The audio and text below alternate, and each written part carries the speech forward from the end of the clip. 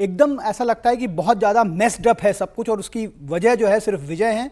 ऐसा लगता है कि विजय अब तय करेंगे कि वहाँ पर किसकी विजय होनी है। इसकी बड़ी वजह यह है कि 80 जो अर्बन सीटें हैं, 154 रूरल सीटें हैं और 80 अर्बन सीटें, 80 अर्बन सीटों में कमाल का परफॉर्मेंस जो है वो देखने को मिला। रूरल में क्या हुआ है इसका डाटा मैंने सैकड़ों लोगों से बात की तमिलनाडु में, जो लोकल पोलस्टर्स हैं, वहाँ के जर्नलिस्ट हैं, जो यहाँ से जाकर जिन्होंने वहाँ पर सैंपल इकट्ठा किए, किसी के पास भी रूरल का वो डाटा जो है वो क्लियरली मिल नहीं पा रहा। तो वो 154 सीटें किस तरफ स्विंग कर रही हैं उसका अंदाज़ा अभी तक शायद किसी को नहीं है, और वही कल नतीजों में रिफ्लेक्ट होगा। लेकिन इतना हम दावे के साथ कह सकते हैं कि 80 सीटों में से कम 60 सीटों पर वो बहुत ज़बरदस्त परफॉर्मेंस कर रहे हैं, और उन 60 सीटों में ज़्यादातर सीटें जो है वो पिछले चुनाव की अगर हम बात कर लें तो वो डीएमके के पास थी। चेन्नई के आसपास के जो रीजन है वहां की बात कर लें, कोयम्बटूर की बात कर लें, त्रिची की बात कर लें, सेलम एक ऐसा शहर है जहां पर 10 की 10 सीटें जो है वो एआईडीएमके ने जीती थी, लेकिन वहां पर भी एक बहुत बड़े लेवल का अर्बन पेनिट्रेशन जिसको हम कह सकते हैं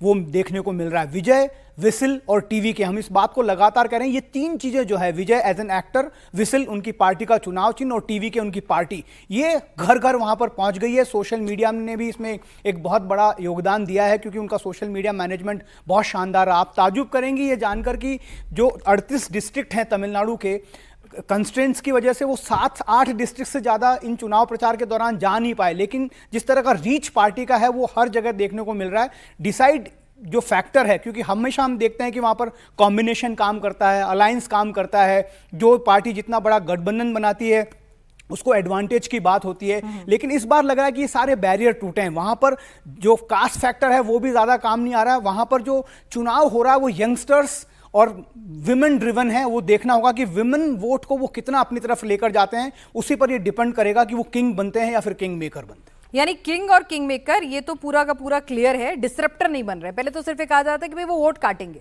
अब एआईडीएमके काटेंगे, डीएमके के काटेंगे, किसको फायदा पहुंचाएंगे।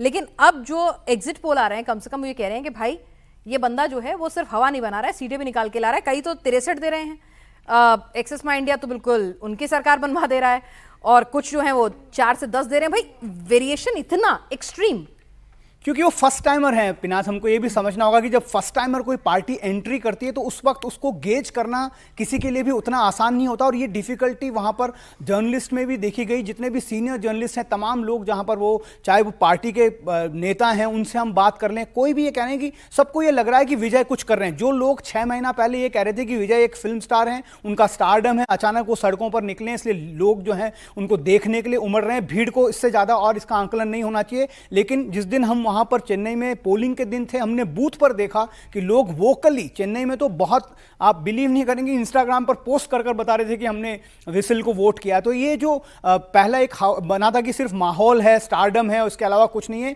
लेकिन वो पोलिंग के दौरान, पोलिंग के दिन वो दिखा। बात ये हो रही थी कि उनका स्ट्रक्चर बहुत कमजोर है, ऑर्गेनाइजेशनल स्ट्रेंथ नहीं है, बूथ पर लोगों को कैसे लेकर आएंगे। वॉलंटियर हमने देखे जो विजय के लिए, विजय की पार्टी के लिए लोगों को लेकर आ रहे थे, बूथ तक पहुंचा रहे। तो ये सिर्फ अर्बन एरियाज में हुआ है कि रूरल एरियाज में भी हुआ, ये बहुत देखने वाली बात होगी। क्योंकि यहां पर देखिए, जो डिस्ट्रप्टर की बात जहां कर रहे हैं, ये बहुत हद तक सही लग रहा है कि दोनों ही पार्टी इससे डिस्टर्ब हो रही है, चाहे वो डीएमके हो चाहे एआईडीएमके हो।